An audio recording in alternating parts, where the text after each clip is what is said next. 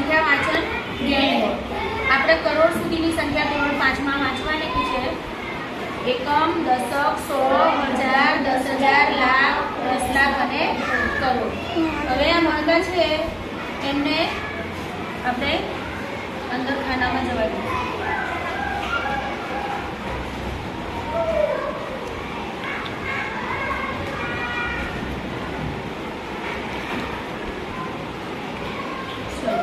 હવે જો એકમમાં કેટલા મણકા છે? એક જ મણકો છે એકમમાં. એકમમાં કેટલા મણકા છે? એક. દશકમાં કશું નથી એટલે શું કહેવાય? કશું નથી એટલે શું મૂકવાનું આપણે? શૂન્ય. એટલે એક જ થયું. બરાબર. હવે 100 માં કેટલા છે? 1, 2 ને 3. 100 માં 3 છે તો કેટલા કહેવાશે? 3 છે.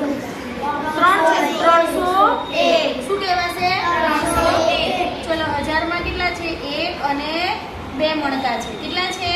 2. હવે વાંચો તો 2301. 2301. હવે ચલો 10,000 માં આપણે કરીશું 1, 2, 3, 4, 5 અને 6. હવે 10,000 માં 6 છે તો કેટલા કહેવાય? 60,000. 60,000 અને 2,000 એટલે કેટલા કહેવાય? 62,000. તો હવે વાંચો તો 62,301. 62,301. હવે 10,000 પછી કઈ સંખ્યા આવે? લાખની. હવે લાખમાં 2 મણકા છે તો કેટલા લાખ કહેવાય? 2 લાખ. હવે બોલો તો 2,62,301. ફરીથી બોલો તો 2,62,301. હવે લાખ પછી શું આવશે? 10 લાખ. હવે 10 લાખમાં 1, 2, 3, 4, 5, 6, 7, 8 ને 9 મણકા છે તો કેટલા લાખ કહેવાય? 9 લાખ છે તો 90 લાખ. શું કહેવાય? 90 લાખ અને 2 લાખ. શું કહેવાય? 92 લાખ 62,301. કરતી બોલો તો 92,62,301. હવે 10 લાખ પછી શું આવશે? કરોડ. કરોડમાં 2 મણકા છે તો કેટલા કરોડ કહેવાય?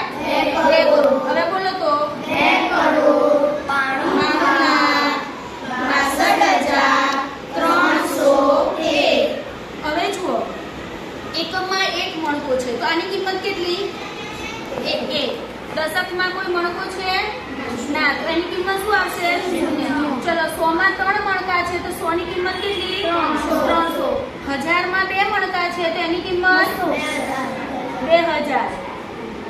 ચલો 10,000 માં 1, 2, 3, 4, 5, 6 મણકા છે તો 60,000.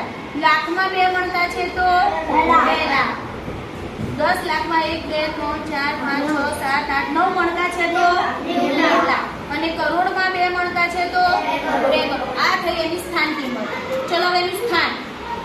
એકમમાં 1 નું સ્થાન કેવું આવશે? આનું 1 નું સ્થાન કેટલું કહેવાય? એકમ. અહીં 0 નું સ્થાન દશક. અહીં 3 નું સ્થાન 100. અહીં 2 નું સ્થાન 1000. અહીં 6 નું સ્થાન 10,000. અહીં 2 નું સ્થાન લાખ. અહીં 9 નું સ્થાન 10 લાખ અને કરોડ નું સ્થાન 2 નું સ્થાન કરોડ. તો આ તે સંખ્યા વાંચન, સ્થાન કિંમત અને એનો સંખ્યાને પોતાનું સ્થાન. આ રીતે સંખ્યા વાંચન